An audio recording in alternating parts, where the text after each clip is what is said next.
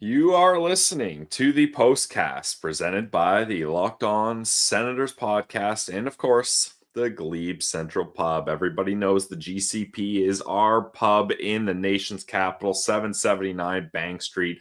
The three of us, myself, Brandon Pillar, Jack Richardson, Liam's Martian, we all spent some time at the GCP for the home opener. Sure, the vibes of the Ottawa Senators might not be good, and they might cost you more than just what's in your wallet. That might cost you your emotional soul, but the vibes are free at the GCP, and there's always a good time to be had. Here we go. It's event cast. The Ottawa Senators lose 8-4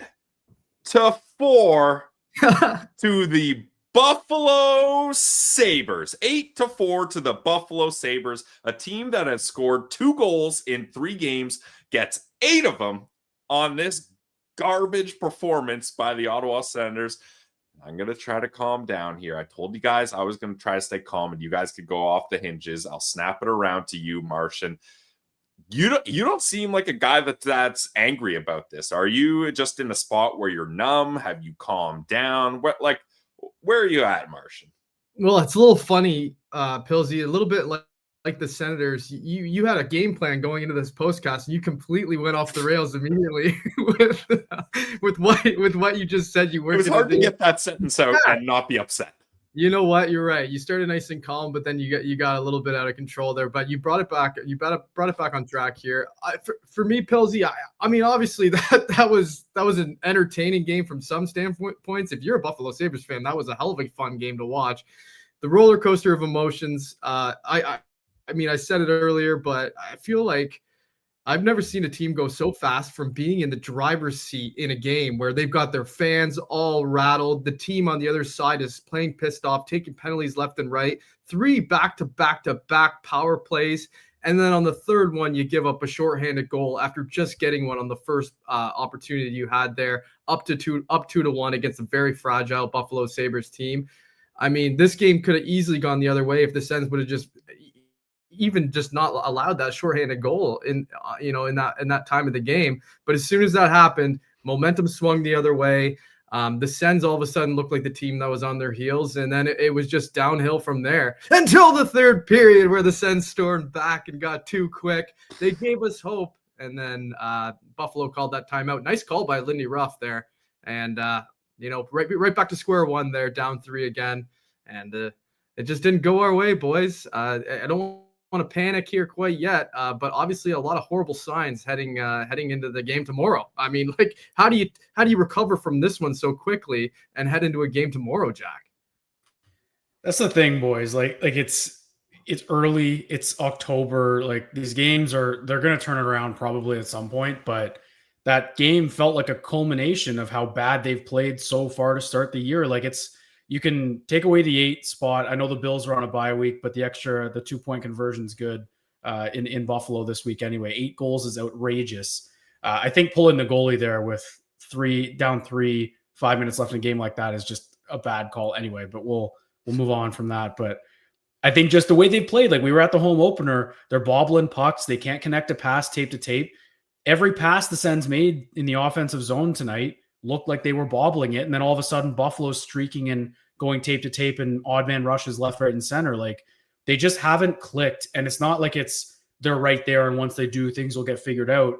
This is not a panic button moment for me, but it's a little bit like, when's this going to turn around? Because this should have been a get right game. Monday should have been a get right game. Tomorrow should be a get right game. They play the Islanders. That should too. But, like, when's this going to happen? Because they look sloppy. They look sloppy. That's the best way to describe it. And it's bad. And tonight was just ugly. It all came up in their face. And yeah, they come back a little bit, look okay in the third period, like make it close or whatever it is. But how does the Buffalo Sabres calling a timeout result in the Sens playing poorly?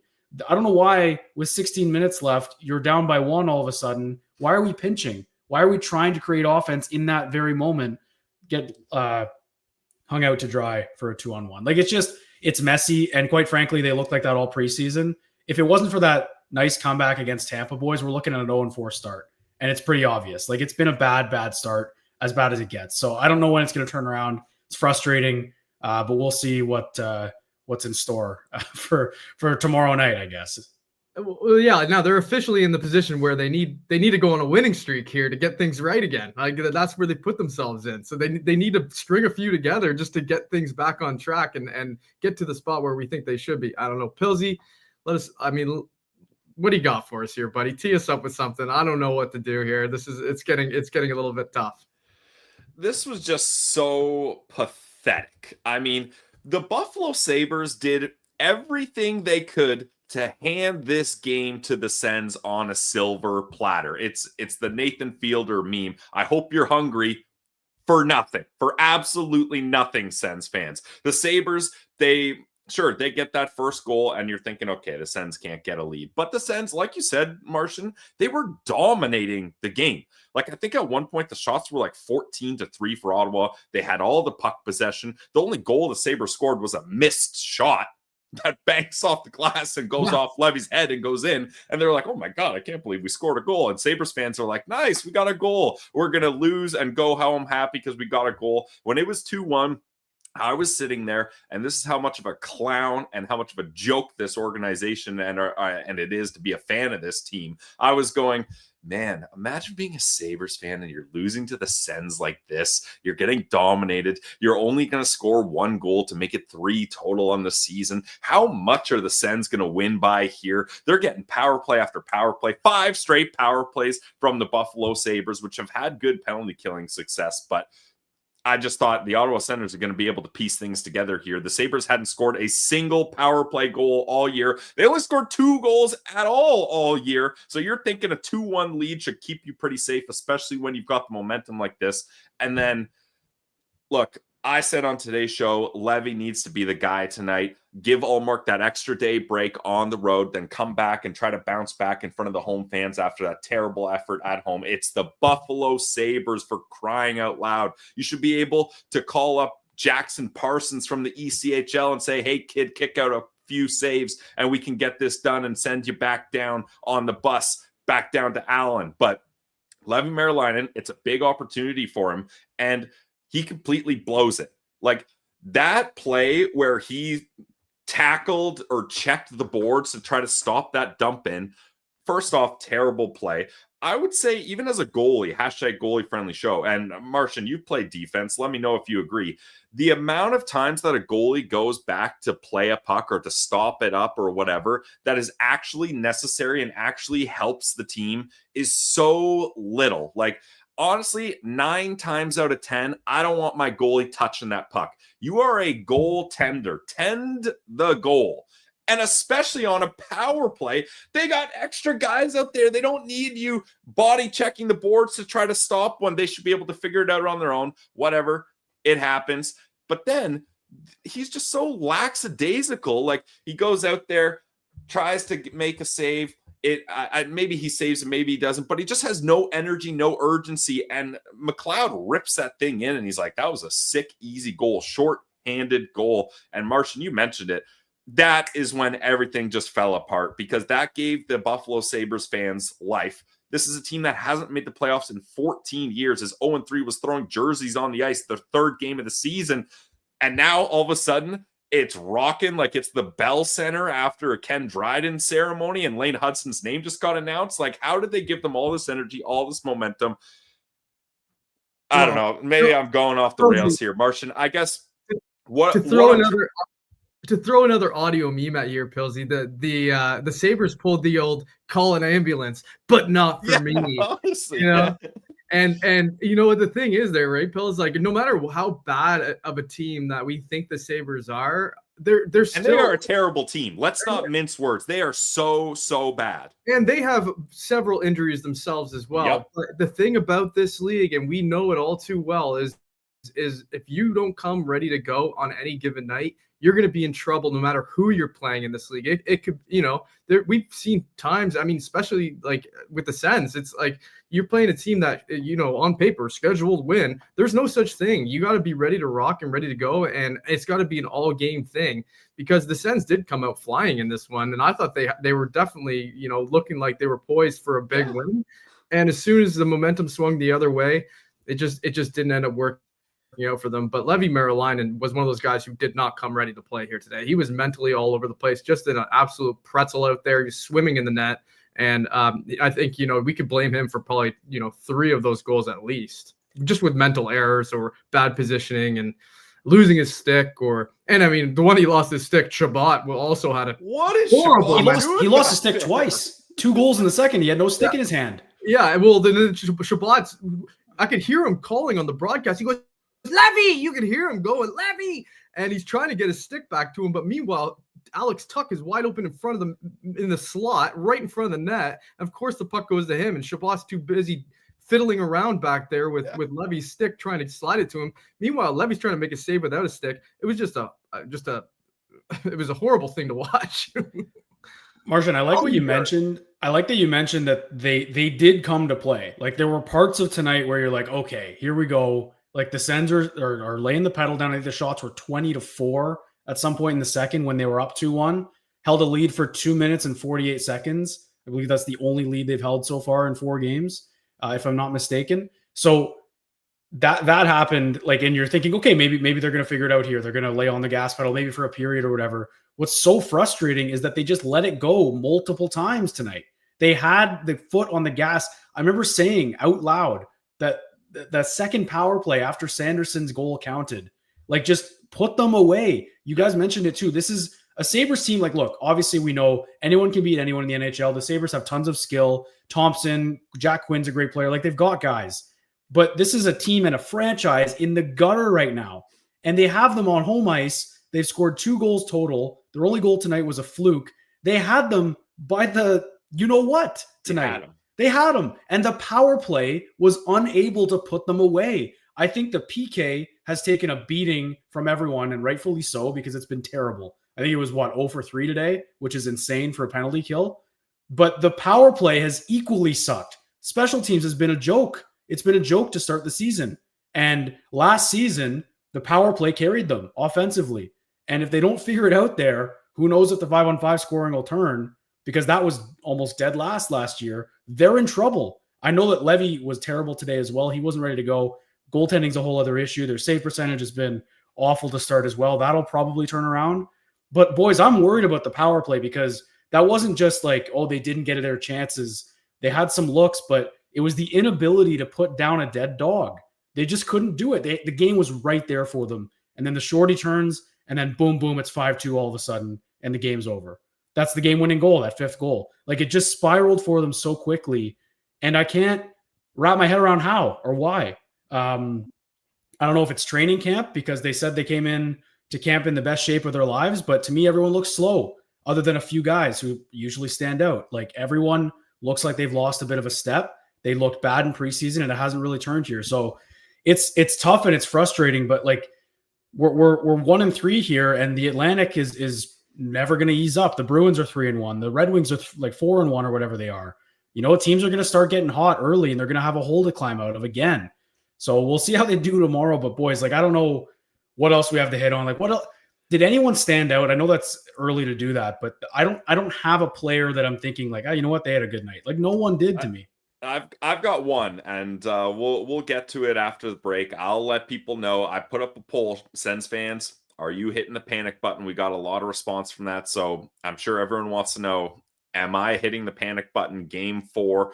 We'll try to find some positives, and I feel like this is a game of 3 stories. When the Sens were up 2-1, when they were down 5-2, and when they were down 5-4. So we're going to get into those little sections right after a quick word from our friends over at the Glebe Central Pub. The Glebe Central Pub is an awesome place in Ottawa, 779 Bank Street, in the heart of the Glebe. We love our guy Blair there. If you're looking for a place to vibe with other Sens fans, or you want to watch other sporting events, the Jays game is electric to go to too. Everybody's in Canada's rooting for the Jays. There's lots of great times to be had at the GCP. They got trivia, live music, great drinks, great food, great service. If you want to be able to drown your sorrows from the Ottawa Senators playing this badly, Misery loves company. Do it amongst friends at the Glebe Central Pub. They got wing night. I love getting the chicken Caesar wrap. Any kind of wings they got. Their smash burgers are awesome. Great fries. So it's a classic pub, and it's our pub in the heart of the Glebe at 779 Bank Street. Guys, go check it out. The vibes are free at the GCP. But not everything is free. And when you need to take care of your finances, you got to do it with Monarch Money. Monarch Money helps you take control of your finances, and whether it's your 401k, property, or investments, if you don't have the full picture, you can end up leaving money on the table. That's why there's Monarch Money. It's an all-in-one personal finance tool that brings your entire financial life together in one clean, easy-to-use interface, all on your laptop or on your phone. Monarch is built for people with busy lives. We're all busy. If you're too busy to organize your finances, let Monarch do the heavy lifting for you. Link all your accounts in minutes, see clear data visuals, get smart categorization of spending, and finally feel in control of your money without ever touching a spreadsheet. In this economy, don't let the financial opportunities slip through the cracks. Use code LOCKEDONNHL at monarchmoney.com in your browser for half off your first year. That's 50% off your first year at monarchmoney.com with code LOCKEDONNHL. All right, guys, we're here in the postcast, the event cast. It's myself, Lilliams Martian, and Jack Richardson. The Ottawa Senators lose 8-4 to the Buffalo Sabres. A complete implosion, a complete meltdown up against one of the worst teams in the NHL.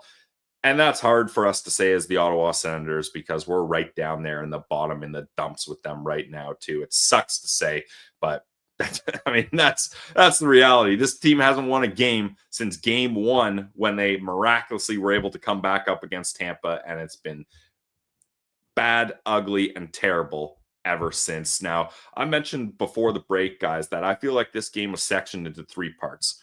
2-1 when the Sens were controlling the play, dominating, and then the Sabres storm back and make it 5-2, and then you're thinking, okay, the Ottawa Senators have done it again. They've let it go. Here we go again. That section of the game was tough.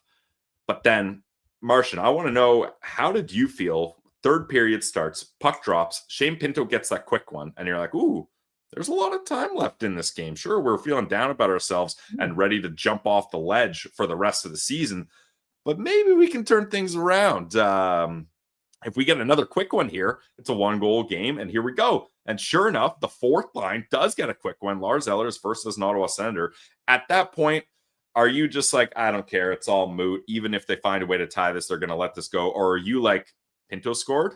We're within one. Time left. We got a chance. I was sitting back on my couch in the basement like this. Okay, here we go, boys. Here we go. I'm like, couple quick ones here. 2 minutes and 15 seconds into that period, they get 2 goals. Bring it within one. They got 17 minutes and 45 seconds to work with here. We're back. This is a hockey game. We got a fragile Sabres group. And by the time I finish that sentence, somebody else goes down the other way on that 2-on-1 and buries on Levy Marilyn and bar down. And I go, well, there goes that idea. So it was short-lived, Pilsy. Very short-lived. But I was excited for the rest of that third period for about 5 seconds. Yes. And Jack, that's when, as a coach that's been around as long as Lindy Ruff, say what you want, maybe, that's an older coach that you could think is out of touch with the younger game and younger generation, and you're like, what are the Sabres doing bringing him back? Is this a nostalgia reach play? But that's a coach that understands the game of hockey and can see the momentum swing going the other way and says, nope, let's not mess around. Immediate timeout. Guys, pull it together. Let's figure this out. And moments later, they score 2 of their own to negate that momentum comeback. And Jack, I know you and I have talked about this. Travis Green is not a guy that we feel like handles his timeouts well. Like, that's a perfect example of reading the situation, calling that timeout, and effectively getting your team rallied to face the adversity. Yeah, a perfect time would have been in the second period. Like maybe even after the third goal, the fourth goal, the fifth goal. I don't know. They scored 4 in the second period. The Sabres did. So there would have been a great time. And yeah, it was a perfectly timed timeout by Lindy Ruff. And it's a last ditch effort to do it, or to, but in a game with that many momentum swings, when your team has their back against the wall like that, I don't see a reason to finish the game with a timeout in your hand. And I know that's another football reference, but the fact that the Sens, like that momentum, I don't know what the exact time was, but it was a span of, I think, 5 minutes of game time in the second period where they were just getting completely caved in. And it goes again, like to Travis Green, man, like we're getting to a day here where the hot seat's going to get a bit hotter for him, because last season was all sunshine and rainbows for the coaching staff in its entirety, but it's the same group coming back, no new faces back there.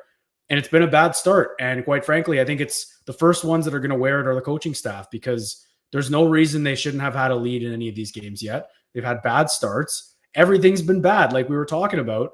That falls on coaching. So again, like with Travis Green, the PK is getting caved in, and not calling a timeout before one of them is pretty indicative of that. And there's been no adjustments. It looks the exact same.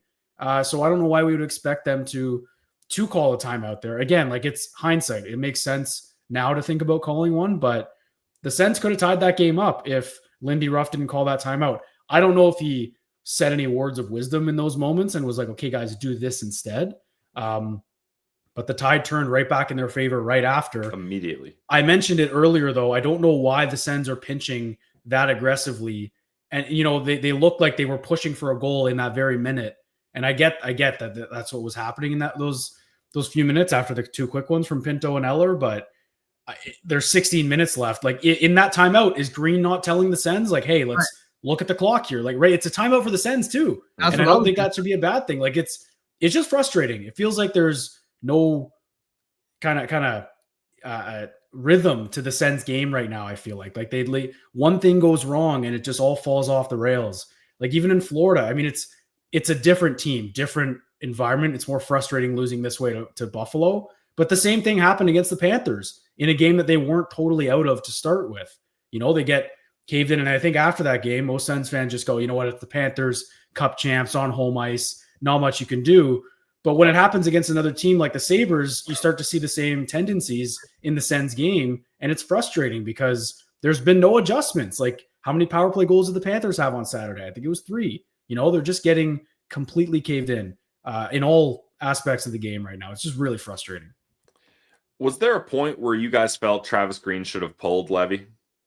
Well, that's the thing, Pills. You can't do it in this situation in the back-to-back. The reason you have him in there in the first place is so you're giving Omar a break. So he's kind of got to stay in there and weather the storm and eat it. If the Sens are going to allow 2-on-1s like that, you got to feel a little bit bad for the kid. But either way, I mean, you put Omar in there, and then all of a sudden he gets scored on twice real quick like that too. And it's just like, that's not going to help his game tomorrow, that's for sure. And then maybe he's a little bit extra tired and he didn't expect to go in. He didn't stretch that well. What if he gets hurt and then he goes into Morrow and he's a little tired and he gets shelled himself? So you got to give him the break that he was credited with. And unfortunately for Levy Merrilainen, that means, you know, he's gonna have to take care of that himself. Yeah, I didn't see a scenario where they were gonna make the goalie switch there. I mean, I think Levy just had to eat it there, and that sucks, especially for a guy that didn't have a good preseason and is kind of put in the position by the organization to say, hey, you're the backup. I don't think Matt Sogard has the confidence of the team to be the backup. Hunter Shepard, excuse me, was brought in to be an insurance guy, so we're not relying on him to be a backup either. I don't want a goalie who's only 6 feet tall in the net either. I'm sorry. He looks absolutely tiny in there. Hunter Shepard. And he only played one NHL game last year and it didn't go good. So like, this is on Levy. And for him, like we talk about sometimes Linus Ullmark, the confidence and his mental game being a big part of how he's able to perform. If you're a young kid like Levy and last year, all you were doing was kicking him out and you were like statistically one of the best goalies in the league, let's be honest, small sample size, but his confidence was a sky high. And now this is how you start the year and the vibes are down in his dressing room. And that was your first game. It's going to be tough. It's honestly like the first time I think I've looked at a move that Steve Staios has made and kind of questioned it really. And I think that it's not that I had no confidence in Merrilainen, and I wasn't looking at a backup goalie as a huge need this offseason, but how weird was it for Staios to just basically say like the backup job is his without any competition, without anything like that. Like look at how they're treating Yakimchuk compared to how they've treated Merrilainen. Like I get there was a sample size. I get there was Obviously, he was a huge reason, maybe one of the main ones they made the playoffs last year. But the fact that there was no consideration to, hey, this is a kid that played 12 games last year and was good, but maybe let's pump the brakes a bit. He was terrible in the preseason. Maybe there's something here. And he was terrible tonight. And they have no backup plan. So what's the goal here? Like, if he continues to stink, what are they going to do? So it's really, and I know they're not committed long term. They didn't give him a big contract or anything, but for this season alone, like, all of a sudden the pressure on Ullmark is the same as last season. He's got to go and be the guy, and he hasn't looked great to start the year either. So there's a mess in every facet of the Sens right now, and I think we have hit on that. I've vented enough for this one Ventcast, I think, boys. Jack, I agree with absolutely everything you just said, except for one thing. When you said that was the first time you've questioned something from Steve Staios, I disagree with you. And I'll tell you what the other move is. And now, obviously, hindsight's a little bit 2020 here on this. But last season, after they made the playoffs and they had the opportunity to forfeit their first round pick, Oh no. You look at what has happened now in this season, and it's not going well to start. And Brady Tkachuk is out for a long period of time here. And I mean, Gavin McKenna draft is a serious thing. You can see teams actively avoiding their opportunity to give up their first round pick to get, assets that would help their team.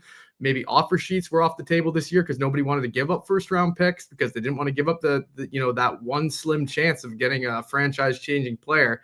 Gary Bettman is holding his ground, it seems like, on reversing this first round pick. And I mean, if you're going to look at something from Steve Staios and say that is an egregious error, I would say that in a weak draft and you made the playoffs and you're going to have to forfeit one in the next 2 years, to not do it last year. I know it looks like they're going to be they're going to go forward and they're going to be a better team every year going forward and be a team that consistently makes the playoffs, but there's no guarantee in that. So just saying, that was the only other time that myself, I questioned the decision to not forfeit that pick last year. I don't want to get people all fired up in the chat because I know they're already there right now. But you look at something like that, and that's as close as I'll ever say to being an absolute fireable offense for a GM if you botch that decision and it ends up going the other way on you. I didn't want to go there. I didn't want to open up I didn't either. I had to do it. Yeah, we're gonna leave it at that for now. Everyone can have their opinion on that. I'm sure as the season goes on, we'll have opportunities to dive more into the complex dynamic of that choice. But look, I'll give you guys some time while I'm doing the ads to try to think of some standouts. I have one standout, and I think he does deserve to be mentioned. I have a proposal. Can we just do, instead of just standouts, just guys we're out on right now, guys we're not loving their game? We can do standouts and stand downs, Martian, and I will give you that opportunity right after we talk about our friends over at FanDuel. You guys know FanDuel is the official online sportsbook of the Locked On Podcast Network. I love FanDuel. Ross loves FanDuel. Martian loves FanDuel, and you should too. The NHL and NFL season are here, and FanDuel's making sure you're ready for kickoff and puck drop with a can't-miss offer. If you haven't joined, new customers can bet $5, and if your bet wins, you'll get $300 in bonus bets to use across the app. FanDuel's got so many different ways to play. Player props, same game parlays, or even jumping in live as the action unfolds. It makes every game a little more exciting when you're watching your team or just keeping an eye on some of your fantasy players. It's quick, it's easy, and it's the best way to add more energy to all your sporting events. So if you're ready to play, download the FanDuel app now by visiting FanDuel.com to get started. That's FanDuel.com to place your first $5 bet. All right. Postcast, Ventcast, Brandon Pillar, Jack Richardson, Lilliams Martian. I'm going to start with some positivity because there hasn't been a lot of it. I thought Jordan Spence had a really good game. I know, Martian, you haven't loved Jordan Spence's game, but I didn't like the one game that he played in. Well, yes, yeah. But having three assists and finishing a +3 in an 8-4 loss, 2 shots, 1 block, 4 hits in 18 minutes of ice time. I liked what I was seeing from him, and he was confident that anytime Tyler Kleven had to do his thing and play physical and maybe wasn't able to carry the puck up the ice like you'd want, he had his transition defenseman in Jordan Spence right there. So I don't know if you guys have anyone else you want to stand out before we get to the stand downs, but I do believe Spence deserves a bit of a hat tip here. I'm probably going to say the same guy. I'd imagine, Martian, if we like. Well, I've got one other one. Yeah, I don't know if this is the one that you were going to go with, Jack, but I actually didn't mind Lars Eller's game today. Okay. I thought he was. I had a tweet earlier today where I kind of gave him a little bit of I took a bit of a shot at him where I said he shouldn't be on that second power play unit ahead of Zetterlund, but on that power play, I thought he was one of the most effective guys out there. He was down low on the forecheck, winning puck battles like crazy. You almost forget how big he is because I've never really thought of Lars Eller as like a big, solid player. But in his veteran state right now, Lars Eller, he's strong on the puck and he wins battles. And that's what you kind of need down there. There's a few forechecks that I really liked. And then obviously he ends up getting a goal in this one too. And he's another player who came away on the plus side of the plus minus stat here. So I don't know. Lars Eller, 1736 out there. 3 shots on goal. Yeah, I just thought Lars Eller had kind of like I see the vision now with Lars Eller. I wasn't sure if I was going to be. I don't know. I feel like I was going to give him a bit of a shorter leash. Just I don't know if I necessarily loved the acquisition. I thought it was okay, but now I see it. I see what kind of player he is, and I can appreciate that kind of game. And you need guys like that. Nothing crazy, but nice first goal to send. And I like Lars Eller tonight, so I'm gonna go with him. Yeah, I think Eller's he's been good. I like him in the face-off dot. Just the left shot is nice. I'm going with Shane Pinto. He has 5 goals now this season, I believe, or is it 4? I'm losing count already. 5. Yeah. So he's got 5. The Sens have 12 through 4 games. Shane Pinto has been nearly half their offense, and he looks good. He, quite frankly, looks like one of the only guys who has new legs this season. Him and Jake Sanderson, I'd say. The rest kind of look worse or the same as last season. But Pinto's been great. It would be really nice if a little contract extension came up, maybe tomorrow, maybe at some point. I don't know. If I'm Pinto, I'm not signing it anytime. Me neither. But I remember last season when they were on some kind of skid. That's when they dropped the Ridley Gregg extension. Like, I don't know. Maybe they're kind of just holding it off and waiting a little bit. But I mean, he's hot, so they got to sign at some point, because if he keeps going all season like this, it's going to be an expensive ticket for Shane Pinto. But he's been great. He's been great, and it's awesome seeing him get off to such a good start. It's just unfortunate that the wins, and unfortunately also the Shane Pinto stat is dead this season, clearly. Because that was a fun one to follow, but he's scoring too much now in their bad games. It's been a few garbage time goals for him, but I think that Pinto's been great. I think Pinto's been great. Another football ref. Decent game. I'm hot right now. Yeah. Something about being in Buffalo, man. I don't know. Something about it. And that goal by Pinto was sick. Like, it was a great tip through your legs like that, top shelf. Like, yeah, that's a slick move. He was mixing it up too a little bit too around the bench, which you don't see from him a ton. Yeah, he did. He was pissed. Like, he gets pissed, and I think he looks like one of the only ones who's mad that they're losing. He should be pissed. So. He's like, guys, I'm having a career year here, and everyone else sucks. Like, come on. I think for the Gordie Howe, maybe at that point he was just like, hey, maybe I can. Oh, maybe he hadn't scored yet at that point, but he didn't get an assist either, so he was a ways away from the Gordie Howe. All right, Martian, I will allow. We're running longer here, but I will allow one stand down from each of us here, and then I'll get to the panic button and we'll wrap things up here. I'll keep it really quick here. I think I'm out on Fabian Zetterlund right now. I'm out on this guy. I think he's been given all the opportunity in the world to be a goal scorer on this team, playing with the best players on the team, the best passers on this team, ample opportunity on the power play until tonight. And now I think the coaching staff is starting to see a little bit too. With him being taken off the power play, of course, his ice time is going to be down a little bit because the Sens had multiple power plays in that first period, or second period and first period, but second period specifically where they had those multiple power plays in a row. So that's going to bring his ice time down. But he played under 15 minutes tonight, and his line mates obviously had a lot more ice time than that. And so I'm noticing he's not really getting his shots off the way that we want him to. 2 tonight. Yeah, and of course, now one of them leads to the Timmy goal. Yeah, well, that was what I was going to say. He did have that one great shot from the up high there where he got it down to the German, and Timmy made no mistake there. But I mean, he wasn't shooting that puck to score, and that's what we pay him for. We don't have enough guys on this team who can score goals. He's here to score goals, and he doesn't score goals. So what's that telling you here? It's a bit of a little bit of a flashback almost for me with on a lower scale, of course, but like Alex DeBrincat, he did this kind of the same thing when he was here, where he's here to score goals, and when we needed him to, he just didn't perform. I think I'm out on Zetterlund right now until he proves me wrong. Jack, a stand down from you? Yeah, I'm going with David Perron. I haven't noticed him through 4 games like whatsoever. Maybe a couple times, but what he's good at is getting in on the forecheck. I know he's not supposed to be a big part of the future or anything by any means like that, but he's paid a lot of money. It's $4 million of a cap hit. That's a huge spot in your lineup. He's playing with, the top line, the top 6, and like I just haven't noticed him enough. He hasn't been battling in the corners, hasn't had extended zone time. But I think Batherson looked okay tonight, and I think Cousins has looked okay as well. I just feel like Perron, I haven't noticed him enough. He hasn't been doing what made him successful, and unless he's hurt, it's not really an excuse for it. Yeah, and I'm going to go a similar route to you, Jack, and it's one of the older guys.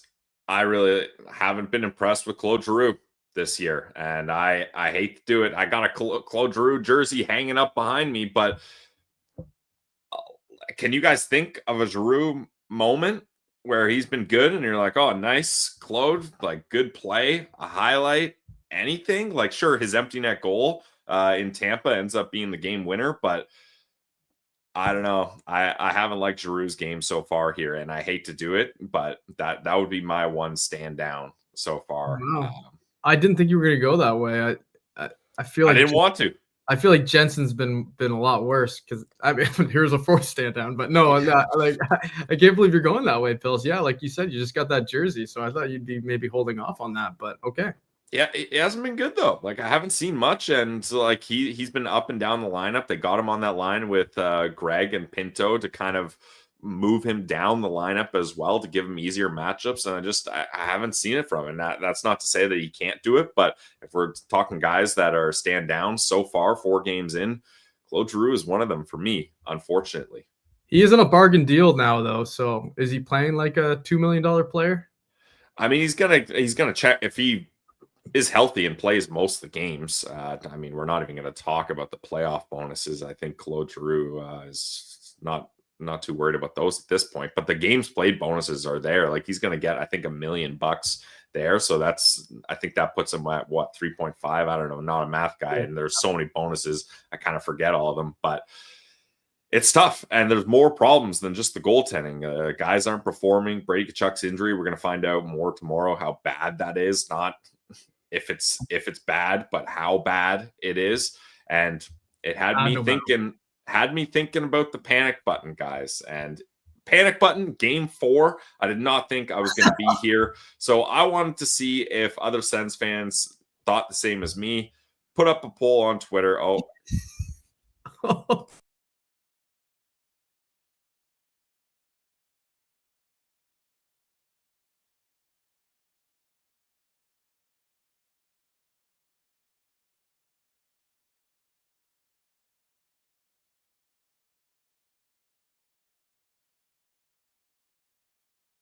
He smashed it, guys.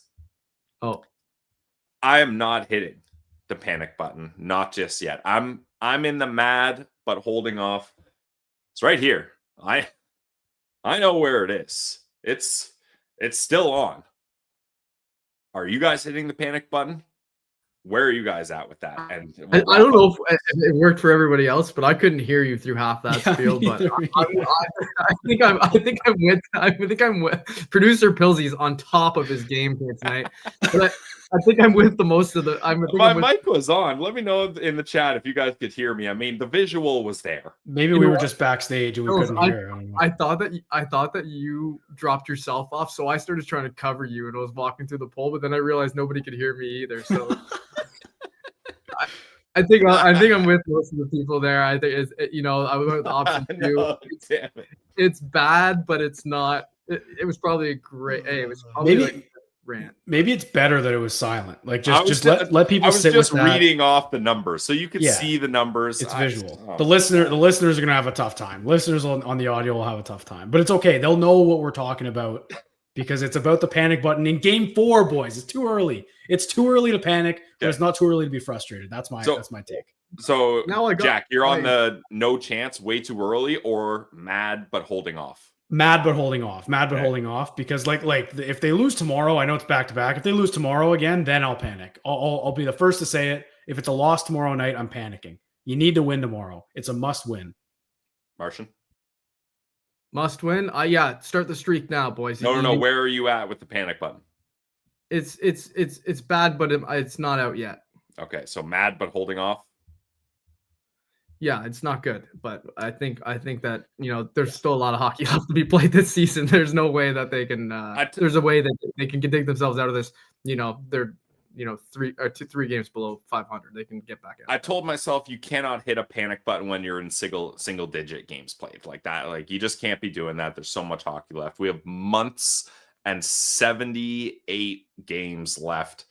Now I say that as in there's still hope there's 78 games, but part of me is like, we have to go through 78 more games.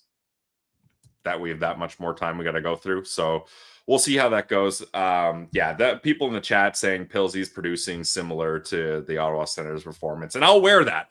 There's accountability on this show. If the Ottawa Senators show some accountability, maybe they can turn things around. Producer Captain Ross is injured right now. He's not here. So I tried to be Zetterlund and step up, but as Martian said, it doesn't work. And I dropped the ball there, so I apologize. But this has been a Ventcast, and I'm really happy that over 300 people have been here. The chat's been buzzing. Everybody's been saying their stand downs in the chat. What's wrong with the team? We're going to have so much more to get into in tomorrow's episode of Locked On Senators podcast. Boys, I'll give you one last chance. Any final thoughts you want to leave the people with here? I think Martian just said it in the chat best. I feel better. Venting it out. I hope people in the chat do too. It's one game. It's one bad one, but they got to flush it. I think it's one of those situations. It's good that they play tomorrow so we can get that taste out of our mouths, but it's got to start to turn. And hopefully it happens on home ice and it's not the same kind of effort we saw on Monday in the home opener. Martian? Yeah, I mean, they got to bounce back immediately here. I think, get to the home ice, get the fans rocking in the building. The red jerseys are sticking around. If they lose tomorrow, they might have to retire these things because they're nice. They look good. They look like, I wish we could have talked about how great the Sens looked playing the game and also how great their threads were looking. But maybe tomorrow, I think it'll be a great jersey matchup. There's a positive tomorrow with Seattle. Seattle's jerseys are crispy clean and the Sens New Jersey's rock. So I'm down with those. All right. An 8-4 loss to the Buffalo Sabres. And this is where we're at, Sens fans. Misery loves company, though. It's great to have everyone here. Like the boys said, it's a therapy session for us. I almost threw my PlayStation controller through my TV. So I'm glad I took a breath, calmed down, and got all this out of me. Now I can just chill out and hopefully try to get some sleep. And we get to do it all again tomorrow up against the Seattle Kraken. And you guys know we'll have another episode of the Locked On Senators podcast for you. Ross will join. We'll get to hear his thoughts. Thank you, everyone, for being here for this postcast. Okay, here we go. No, we're not going to do that.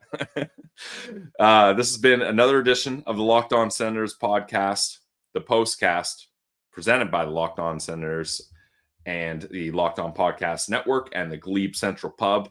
Everybody, good night. And we hope things will go better tomorrow. I'm Brandon Pillar. That's Jack Richardson and the Leams Martian. It's the Locked On Senators podcast, your team every day.